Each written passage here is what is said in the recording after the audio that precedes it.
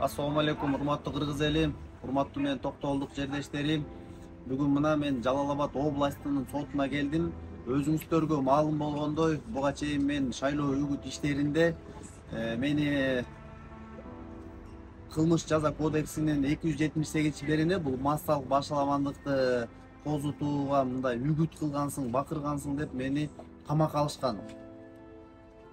Мына ошонун жыйынтыгы менен мен бүгүн сотко келип отурам.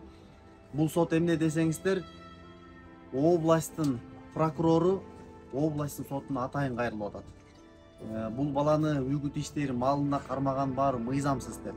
Мына азыр Кудай буйруса сот адилеттүүлүгүнө кирем. Мен эми үмүттөнүп турам.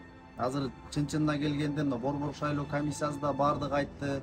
Буга чейин бардык эми Кыргызстанда массалык маалымат каражаттарды айтты. Чындыгында мен кармаганда мыйзамсыз болгон. Шайлоо беренелерин бузушкан. Бирок эми азыр сот адилеттүүлүгүнөн биз адилеттүүлүктү күтөбүз. Баса белгилеп айткым келет да, мен Токтогул шаардык кеңешинде депутат катары өзүмдүн мындай чын жүрөктөн кыргыз элин сүйүп, өзүмдүн чөлкөмдү сүйүп, кызматымды кылгам мен. Ана мен ойлодум, өлкө башчы өзү да айтып отtu, мына жардам бергиле деп. Мына мен жардам берем деп ойлогом. Коррупциянын мындай мойнун буугандай бууп, биз мындай өнүгүү жолуна түшөбүзбү деп ойлогом мен. Өзүм чөлкөмдө депутат катары ушу жардам бергем.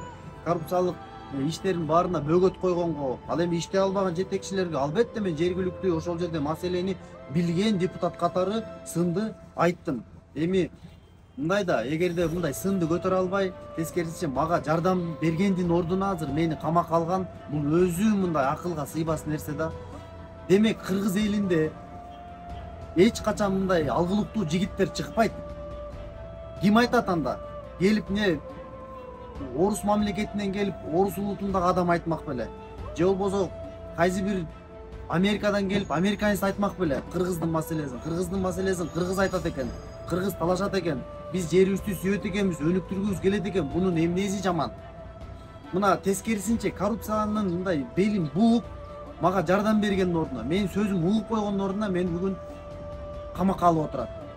Мен азыр да иштейин деп атам. Мына эл бүгүн да мени депутат кылып кайра башынан шайлап берди. Мен иштейин десем азыр мынтип менин ишиме жолтоо болуп атат. Мен жардам бергим келип атат. Өзүмдүн жаш кезимде, курч кезимде мен өзүмдүн өлкөмө жардам бергим келип атат чын айтканда. Бирок кантип ушул улуттук маанилүү нерсеге бизге окшогон балдарга жардам бербестен бутка тепкенин кантип мен түшүнсөм болот.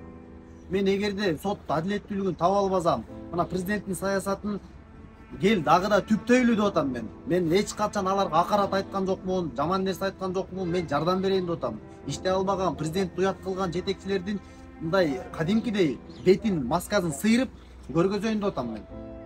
Албетте менин алдыда иликтөөлөрүм көп, мына ошолордун баарына жолтоо болуп атат. Анткени бир топ бар. Мени сындырам деген топ бар. Урматтуу эл журт, менде баардык жетиштүү далилдер бар. Бүттүгүн чогултуп койдум. Видео материалдарын баарын чогултуп койдум. Эгерде мени кандайдыр бир топ азыр да кызыктар, мен мүмкүн соттон кийин азыр кармап кетишим мүмкүн. Мына мен ошо видеонун баарын жарыялайм. Жана ошондой эле мен сиздерден жардам күтөм. Мына могу видеолорду таратып бериңиздер, өлкө башчыга жеткирип бериңиздер. Колдон келсе мени ортомчусуз мени жолуктуруп бериңиздер. Камчыбек Кыдыршаевичке, Садыр Нуркожоевичке мен өзүмдүн ошол жакта программамды кантип өнүктүрсөк болот, же болбосо ким каерде урдап атат баардыгын мен ачык айтып бере алам. Эгерде курултайга бара турган делегаттар болсо, мына ушул маселелерди айтыңыздар. Мына Токтогул шаардык кеңешинин депутатына чоң кысым болуп атат.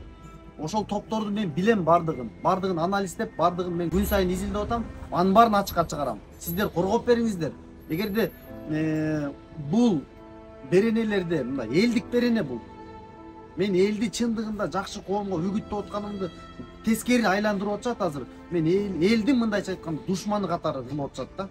Ошондуктан эл журт өзүңүздөр күбөсүздөр. Мына менин сынганым, менин адилеттүүлүккө жетпегеним бул элдин адилеттүүлүккө жетпегени деп эле эсептейм. Жөн эле лайк басып отурбастан бөлүшүп, эгерде мен кандайдыр бир кыйын абалга кептелип кала турган болсо, колдоп бериңиздер. Эгер колдобосоңуздар, анда кайсы Кыргызстан үмүт күтөсүздөр? Кайсы кыргыз, кайсы ушул Кыргызстан жигити чыгып күрөшүп берет? Ошон үчүн эл журт өзүңүздөр да калыс болуңуздар. менин ушу каналыман үзүлбөй көрүп туруңуздар. Мен баймабай сиздерге кабар берип турам. Сиздер менен мына жаңы шайланган Токтогул шаардык кеңешинин депутаты 750 адам шайлады. Андан мурун жогорку кеңеште 5000, мына 4000ден ашык адам шайлап берген. Мына булардын баарынын үмүтү бар болчу мен үчүн. Бир тыйын тараткан жокмун. Мына ошол үмүтүн актайын деп мен чын жүрөгүмөн күрөшкөм. Бирок күрөштөрдүн жыйынтыгы мындай болуп атат. Каналга катталганды унутпаңыздар. Мен менен болуңуздар. Мен күрөштөрдү сынбай күрөшөм. Анткени мен артымда канча деген жаш бар. Канча деген кыргыздын келечеги бар. Мен ошолор үчүн күрөшүп беришим керек. Бул менин принцибим. Ошон үчүн колдоп бериңиздер кыргыз элин. Урматтуу менин жердештерим, колдоп бериңиздер.